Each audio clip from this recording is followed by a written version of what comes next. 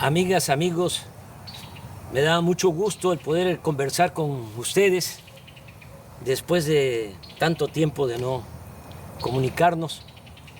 La verdad me da mucho gusto, mucha felicidad el poder platicar con ustedes.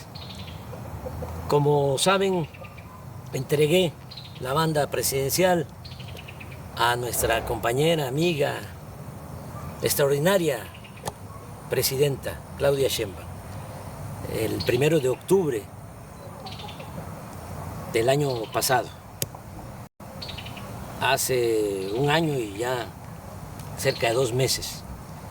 Y desde ese día, desde el 1 de octubre, me vine aquí, a la Quinta La Chingada, Palenque, Chiapas. Esta casa que me heredaron mis padres. La hizo Manuelita, mi madre. Ella la dirigió. No es un rancho, no es un latifundio, es una hectárea y un poco más. 12, 13,000 metros cuadrados. Y decidí venirme e iniciar una vida nueva porque me retiré de la política activa, de la práctica política. No es una simulación. Estoy jubilado. Entonces, imagínense ustedes después de cerca de 50 años de lucha ininterrumpida, lo difícil que pudo ser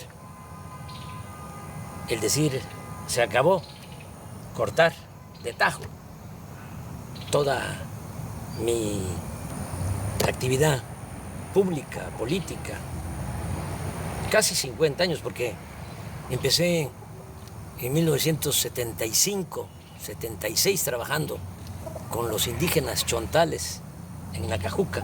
Luego en 1977 fui director del Instituto Nacional Indigenista en Tabasco. Ahí aprendí a trabajar para la gente humilde, para la gente pobre. Tan es así que en mi expediente en Gobernación, en 1979, hay un reporte del temible policía Nazar Haro acusándome que era yo comunista, porque estaba defendiendo, apoyando, trabajando por los pobres. Así comencé y así terminé, porque concluí mi mandato como presidente y logré, junto con millones de mexicanos, ustedes y muchos, algunos ya se nos adelantaron, pero logramos el inicio de una transformación. Llevamos a la práctica el ideal de que por el bien de todos, primero los pobres. ¿Cómo no voy a estar contento? ¿Cómo no voy a estar feliz? Yo siempre he sostenido que la felicidad se obtiene cuando uno trabaja, lucha, procura la felicidad del prójimo. Entonces es cuando ya tenemos bienestar espiritual, bienestar del alma, felicidad. En el gobierno que dirigí, en 6 años, a pesar de la pandemia, con todos los daños, con toda la tristeza que nos dejó esa pandemia de COVID, 2 años muy difíciles por el dolor y también porque se nos cayó la economía.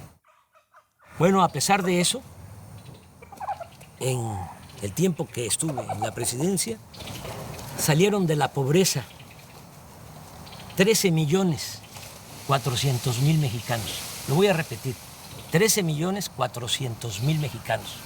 Nunca se había hecho eso, nunca, en un sexenio. Es un gran orgullo. Cuando llegué a la presidencia, el 42% de los mexicanos estaban en la pobreza, 42% de toda la población. Cuando dejé la presidencia, ya había bajado, la pobreza se había reducido al 29%. Y hay otros datos.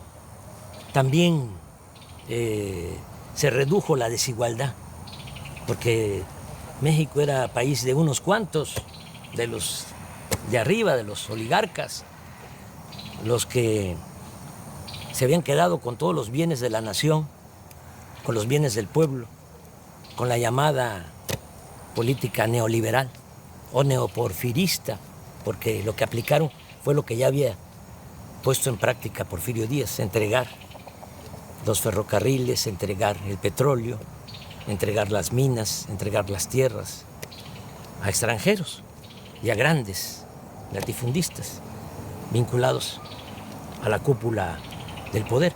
Pues eso es el llamado neoliberalismo. Entonces, se dedicaron básicamente a saquear y se produjo pues una monstruosa desigualdad. En la época de Salinas, cuando hay más multimillonarios en México, ocupamos el 4º lugar en multimillonarios en el mundo, en el sexenio de Salinas. 4º lugar. Primero Estados Unidos, luego Alemania, luego Japón y luego México. Pero millones de pobres. Una injusta, monstruosa, reprobable desigualdad. Bueno, todavía con Calderón, para que tengan una idea, el sector de arriba, de los más ricos, dicen los técnicos, el decil de los que tienen más ingresos. Un rico tenía en la época de Calderón 35 veces más que un pobre del decil, del sector de abajo. 35 veces más. Cuando dejé el gobierno, ya se había reducido la desigualdad a 16%. El rico tenía solo 16% más que el pobre en nuestro país. Y hay otros datos. En el tiempo que fui presidente, los ricos que no les fue mal obtuvieron ingresos a pesar de la pandemia, obtuvieron ingresos del 4%, es decir, incrementaron sus ingresos en 4%, los ricos. Las clases medias en 20%, pero los pobres 35% incrementaron sus ingresos. Le estoy hablando de cifras de datos oficiales que ustedes pueden constatar. Son datos, son cifras del INEGI y del Banco Mundial. Bueno, por eso estoy pues muy feliz. Imagínense cerrar un ciclo así, logrando ese ideal que se convirtió en realidad. Por eso decidí ya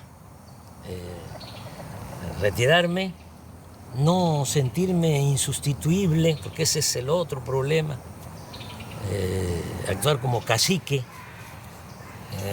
caudillo, jefe máximo, poder tras el trono. No.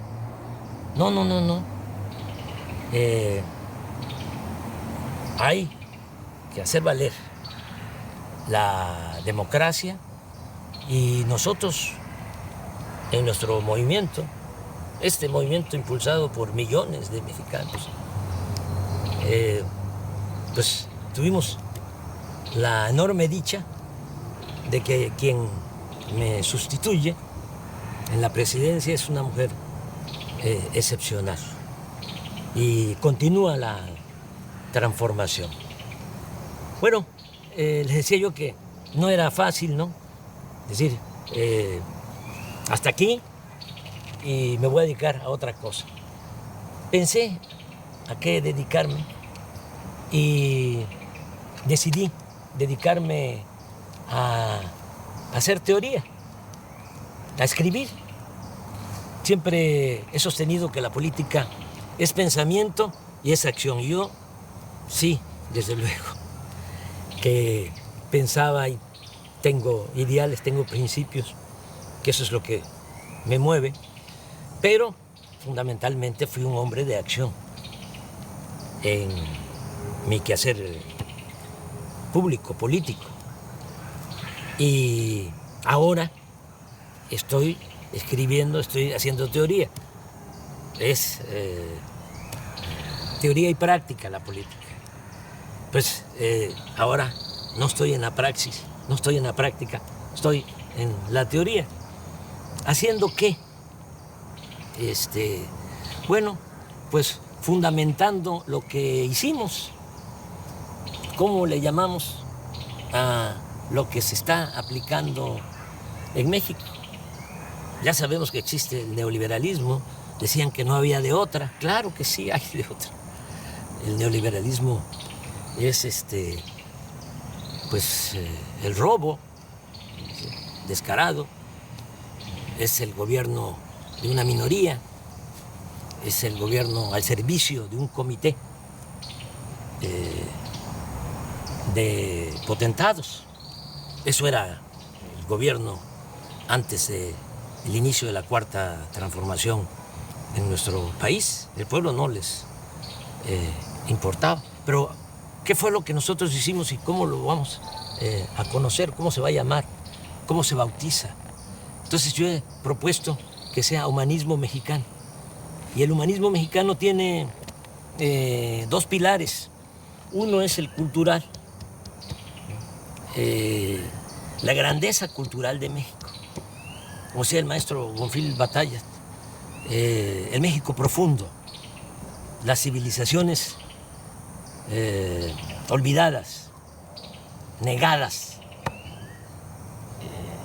Y eso es lo que nos da nuestra fortaleza, eso es lo que nos da nuestra identidad, nuestra democracia, nuestra idiosincrasia.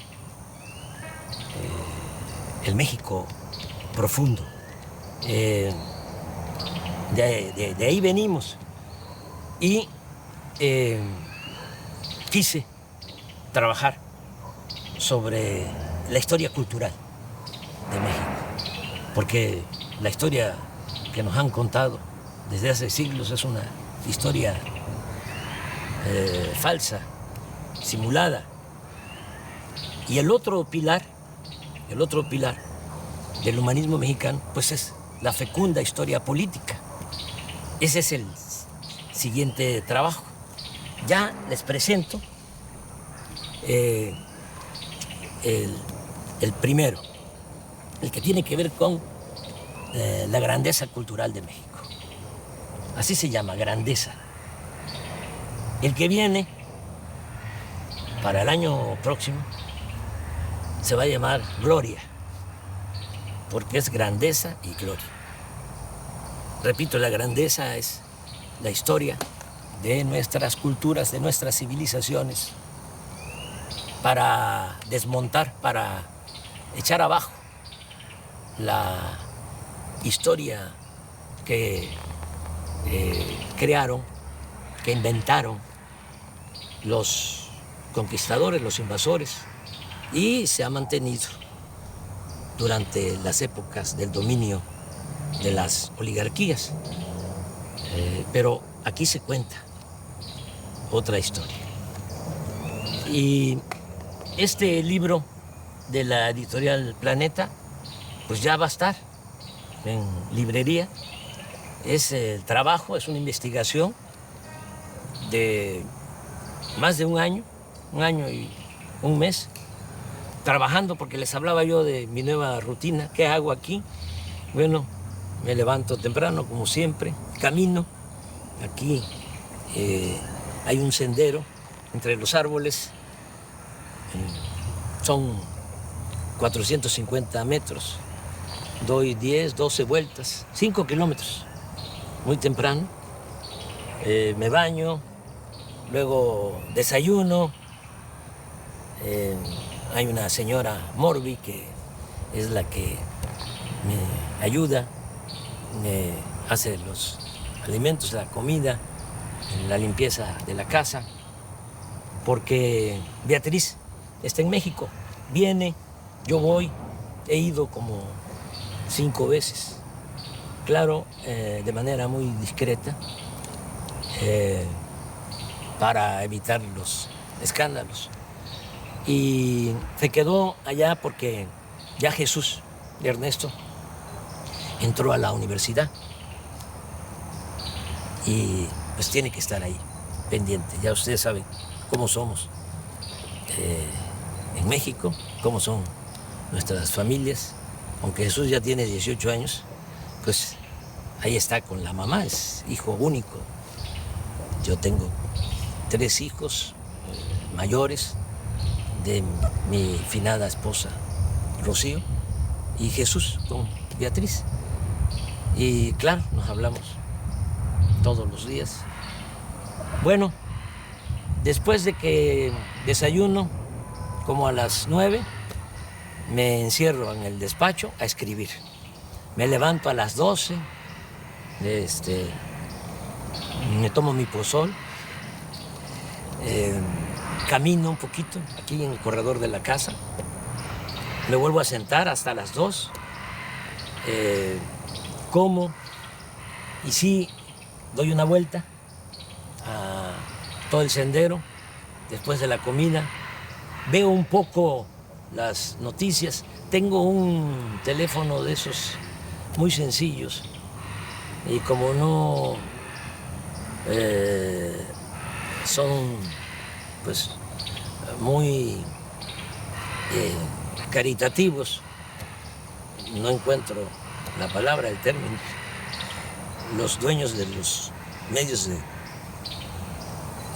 comunicación, sobre todo los de la telefonía, y pues el mío es de recarga, ahí me salen noticias, claro, con 1 día, 2 días de retraso, pero no quiero más, no quiero saber más.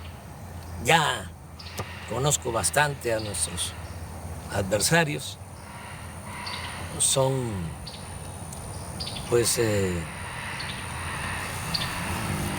muy obvios. Es muy difícil encontrar información. Todo es pura manipulación porque los que se sentían dueños de México están molestos. Y entonces tienen también control de la mayoría de los medios. El 90% de los medios de información, que son medios de manipulación, periódicos, radio, televisión y hasta las benditas redes sociales. Pero hay un 10% de periódicos, de radio, en redes sociales, que sí hay información. Bueno, veo un poco lo que está pasando en el país y me vuelvo a sentar, vuelvo al despacho a escribir hasta las 7, 8 de la noche. Me acuesto temprano. Esa es mi rutina y pues voy a continuar así. Estoy presentando el libro de esta manera porque no puedo ir a presentarlo a México, a las plazas públicas. Me gustaría mucho, pero ¿saben qué? Ya me retiré de la actividad política. No hay que hacerle sombra a nuestra presidenta. Ella es la que conduce y lo está haciendo muy bien. No hay que dividirnos, hay que estar muy juntos, unidos. Aquí está la lección de cómo se crearon grandes civilizaciones en México. Esta civilización, la gran cultura olmeca, cultura madre, que floreció 1000 años antes de Cristo y nos dejó la invención del calendario, del cero, de la escritura, y estas piezas, cabezas colosales, de basalto, imagínense la organización que tenían, la organización social, política, que estas piezas son de 25 toneladas aproximadamente, basalto. Y el basalto lo trasladaban desde la Sierra de los Tuxtla, en Veracruz, cómo lo trasladaban en balsas por el mar y lo metían por el río Coatzacoalcos, porque la primera ciudad olmeca fue San Lorenzo, ahora es el municipio de Texistepec, muy cerca de Cozoleacaque, de Minatitlán, de Acayucan, ahí en el Istmo. Ahí se fundó la primera ciudad olmeca. Entonces, por el río Coatzacoalcos hasta San Lorenzo, que es una isla, y también hasta La Venta, Huimanguillo, Tabasco, que es la otra gran ciudad, en balsa. Todos estos fragmentos de piedra para que los artistas olmecas esculpieran, hicieran estas grandes cabezas colosales, y también un arte fino, porque hasta lo pequeño es hermoso en las grandes civilizaciones que florecieron en nuestro país, las ofrendas con personajes pequeños de jade, porque a diferencia de Europa, a nosotros nos gustaba más, a nuestros antepasados, el jade que el oro. Lo que ponía loco a los europeos y a los españoles era el oro. Por eso fue la conquista, porque traían hambre de oro, codicia de oro. Cortés una vez señaló, porque le preguntaron cuando Moctezuma les entrega a él y a sus huestes oro. Entonces los soldados conquistadores empezaron a gritar y a brincar, dice la crónica, como monos. Entonces le preguntaron a Cortés que por qué les importaba tanto el oro. Aquí el dinero, la moneda era el cacao, y desde el punto de vista artístico, cultural, era el jade. Y la respuesta de Cortés fue: porque nosotros tenemos una enfermedad del corazón que solamente se cura con el oro. Entonces, era otra cosa. En el México prehispánico no había esa codicia, no había esclavitud, la tierra era comunal y había mucha, pero mucha fraternidad, lo que se conoce como solidaridad. En la familia, familias integradas, solidarias, fraternas, hasta la fecha, pues es todo lo que heredamos. Esto es lo que hicieron los olmecas, pero aquí viene también lo que hicieron los mayas, que mejoraron lo que habían iniciado los olmecas en la ciencia, en el arte, en la cultura. Van ustedes a Palenque y van a encontrar el Templo de las Inscripciones, que se hizo para sepultar a Pacal, el principal de Palenque.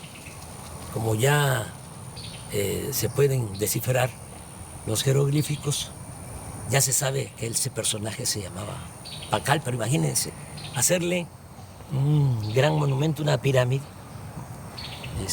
Primero la tumba, con una lápida bellísima, y después de la tumba, el templo de las inscripciones, monumental.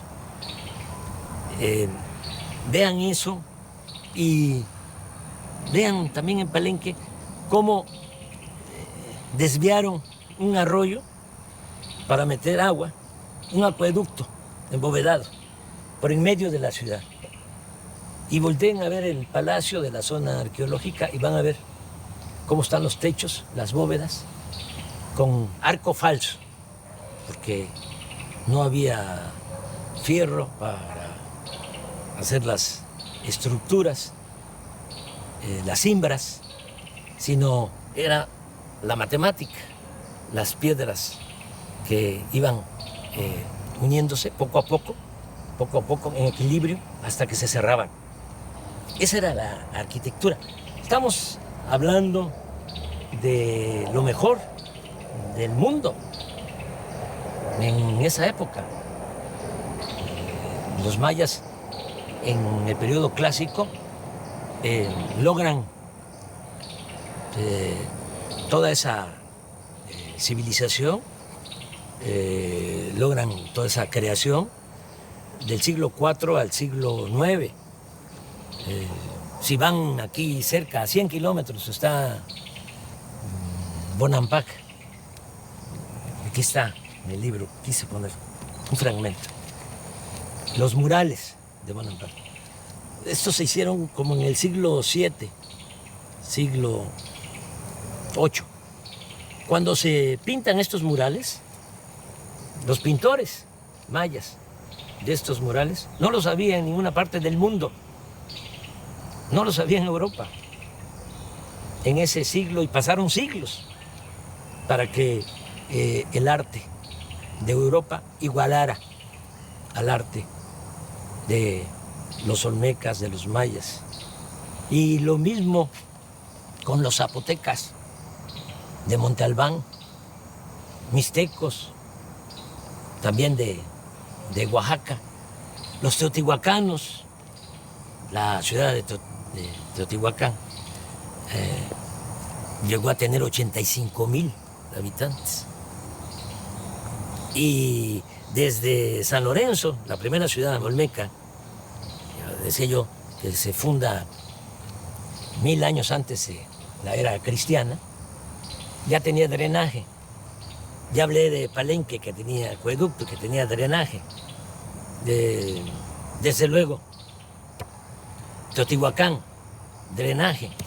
Xochicalco, en Morelos, drenaje. Todas las ciudades. Tenochtitlán, de los mexicas, hasta los que la destruyeron, los conquistadores, quedaban admirados de la grandeza de Tenochtitlán. Estaban destruyendo, decían ellos, la más bella ciudad del mundo. Bueno, pero ¿qué pasó? ¿Qué pasó? ¿Por qué eso no se sabe? Porque hubo toda una campaña, a partir de que llegaron los conquistadores, como todos los invasores, tenían que justificar sus atrocidades, tenían que justificar por qué venían a saquear. Y entonces echaron a andar una campaña, una propaganda negra, hablando de que los indígenas debían ser esclavos, porque Aristóteles, 18 siglos antes, había propuesto la teoría de que hay quienes nacemos para ser esclavos y hay quienes nacemos para ser libres o amos.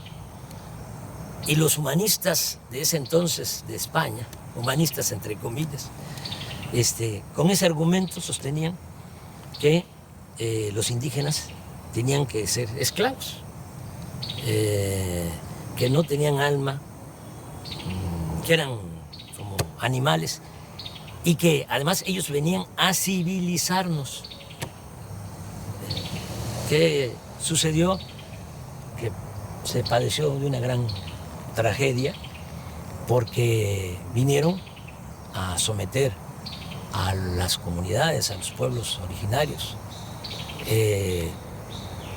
a esclavizar. A mí me gustaría que este libro lo leyeran los españoles, porque aquí van a ver cómo marcaban, erraban con el fierro del rey en el rostro a los indígenas para esclavizarlos. Y otros horrores. Entonces, ¿qué hicieron? Pues echaron a andar toda una campaña diciendo, son bárbaros, son salvajes, pero además hacen sacrificios de sangre, arrancan los corazones, los exponen, los ofrecen a los dioses. Todo eso es pura mentira, y eso lo demuestro. No hubo sacrificio. Cortés dice, ese fue el que creó todo. Y los frailes, sobre todo Motolinia, hizo la cartilla de las mentiras. Aquí van a encontrar. Y todos copiaron hasta la fecha. Hay muchos, incluso profesionales de la ciencia social, arqueólogos, antropólogos, sociólogos, filósofos, historiadores, que sostienen eso, esa gran mentira. Cortés dice que en 3 días en Tenochtitlán le sacaron el corazón a 8,000 personas, en 3 días. ¿Cómo es eso? Van a sacrificar 8,000. Bueno, pero todavía un fraile, Durán, habló de 80,000 en 4 días. 80,000 que les sacaron el corazón, todavía bullendo, dice, para ofrecerlo a los dioses. Motolinia, también 80,000. Aquí sostengo que eso ni en Europa, porque Darwin habla de que solo en 3 siglos en España, por la Inquisición, quemaron a 300,000.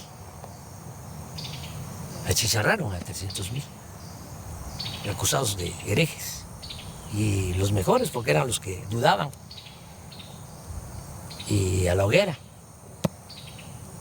Pero hasta eso lo considero exagerado. Pero aquí se fueron con eso y se fueron también, inventaron de que éramos, nuestros antepasados, caníbales, que comíamos carne humana.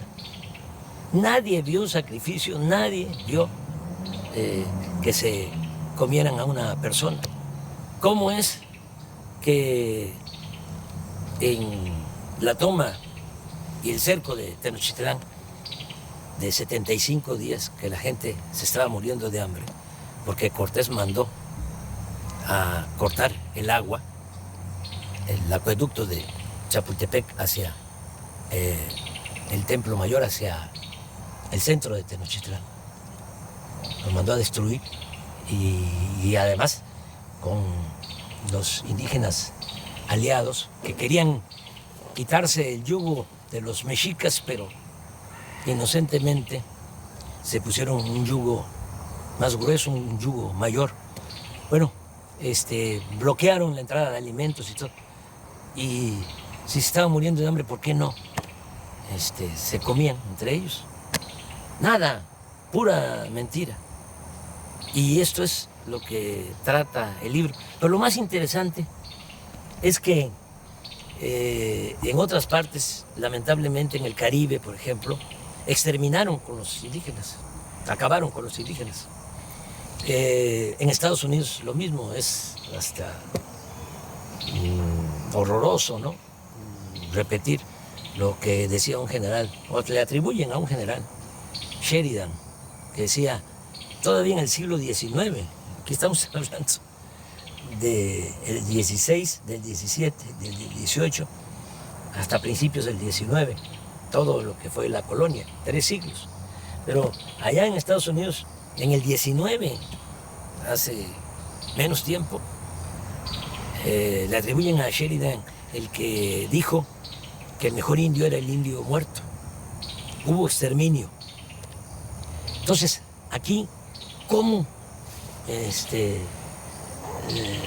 se salvaron los indígenas? Claro, cuando llegaron los españoles, hay quienes calculan que lo que es México ahora estaba habitado por 15, 25 millones de personas.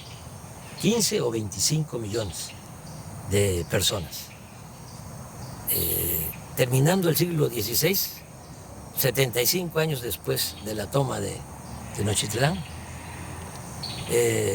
la población de México era ya de 2 millones, porque nos trajeron también la viruela y se diezmó la población. Se redujo la población a un 10%. Una gran crisis demográfica. Y encima de eso, la explotación, la esclavitud. Entonces, ¿por qué se salvan los indígenas mexicanos? Porque muchos, incluso los mismos frailes, que vinieron a la conquista espiritual, decían que iba a desaparecer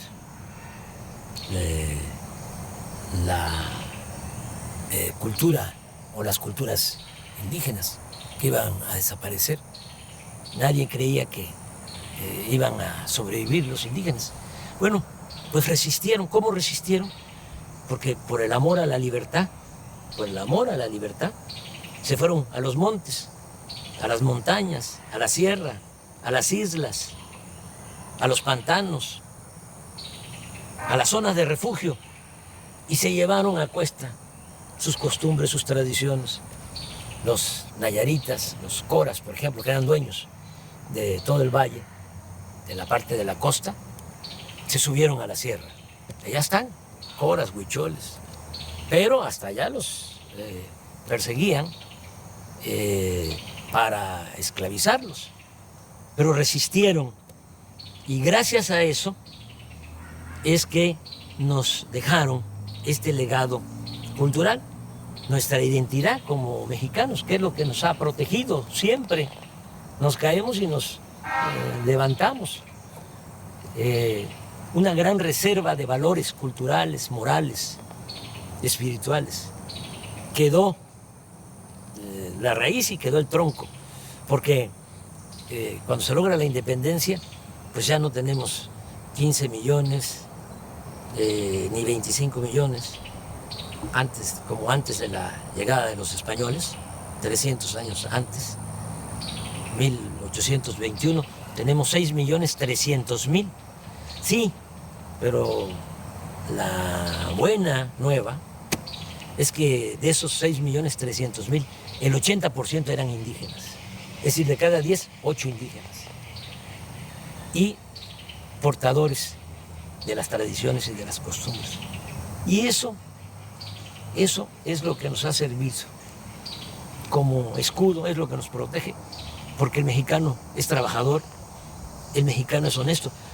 La corrupción la trajeron los españoles, lo pruebo. Aquí no había codicia, no había robo. Las casas no tenían puertas, no tenían ventanas. Ya dije de que lo que había era ayuda mutua, tequio. Si se necesitaba hacer algo, todos cooperaban, todos ayudaban en una comunidad. Pues somos herederos de esas civilizaciones, y por eso México sigue siendo una potencia cultural en el mundo. Somos el cuarto país en el mundo con más lenguas. 290 lenguas se hablan en nuestro país. Primer lugar en América. Todo esto lo van a encontrar aquí para sentirnos orgullosos, porque con toda la campaña de difamación se desató el racismo. Y todavía, ¿no? Se escucha indio patarrajada, indita, naco, cuando deberíamos estar orgullosos de nuestro pasado. Sobre esto trata el libro y muchas otras cosas. Les va a gustar, estoy seguro. Les va a llevar tiempo, porque sí, por más que quise resumirlo, el original eran 1000 cuartillas, el libro tiene 600 y es una investigación. Y tengo que fundamentar todo lo que aquí sostengo. Entonces, se los recomiendo y, como les decía, ya para el año próximo viene Gloria, que es la historia política desde la independencia hasta la transformación. Ya para concluir, porque se nos está haciendo tarde, ya va a entrar la noche, comentarles que hay que estar apoyando mucho a la presidenta. Es la mejor presidenta del mundo. Tenemos esa enorme dicha. Vean cómo son los presidentes, los jefes de Estado en otros países y comparen. Además, fiel al pueblo, fiel a los principios de la transformación, sosteniendo que solo el pueblo puede salvar al pueblo. Solo el pueblo puede salvar al pueblo. ¿O no es cierto? Van a salvar al pueblo los de arriba, los ambiciosos, los que están enfermos de poder y de dinero sobre todo. No, es el pueblo el que salva al pueblo. Y con el pueblo todo y sin el pueblo nada. El pueblo es el que manda en la democracia. Y por el bien de todos, hasta de los ricos, por el bien de todos, primero los pobres. Si no se atiende a la gente humilde, a la gente pobre, no se logra la paz. La paz es fruto de la justicia. Y nosotros tenemos paz y hay estabilidad política. Nada más que como puede más el sectarismo, el dogmatismo, el fanatismo de nuestros adversarios, puede más que el sentido común, no internalizan nada, ¿no?, de lo que se ha hecho y se va a seguir haciendo. Y hay que apoyar mucho a la presidenta, porque todavía es temporada de sopilotes. Y hay buitres, y hay halcones. Aquí no, aquí hay pajaritos, mire. Y al rato vienen las guacamayas, y vienen tropas de monos, de zaraguatos. Esta es mi vida, pero regresando, apoyar mucho a la presidenta. Yo no voy a recorrer el país, les comentaba, para presentar el libro, porque voy a seguir retirado, jubilado. Solo saldría a la calle por 3 razones. Una, si atentaran contra la democracia, como lo hacían antes, decían los grandes fraudes, ¿no?, los potentados, los oligarcas, con los corruptos, para que el gobierno estuviese a su servicio. Y eso ya no se puede permitir, de ninguna manera, porque para el pobre tiene un significado distinto la democracia. Para el pobre la democracia es la sobrevivencia, es poder mantener a la familia, tener ingresos para garantizar la salud, el estudio de los hijos. Para el que tiene recursos puede ser un deber cívico y no pasa nada. Por eso hay quienes votan por los candidatos o candidatas más guapas o más guapos. Pero para el pobre es su sobrevivencia. Les estoy diciendo que es la mejor presidenta del mundo,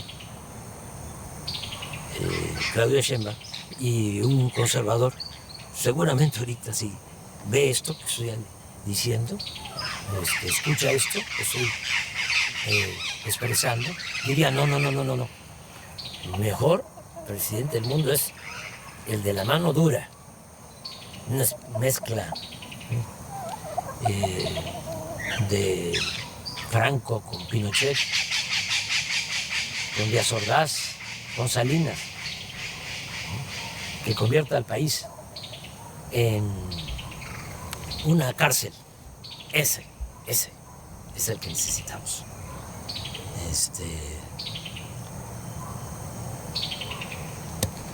Una gente que no le tiemble la mano dura, dictadura.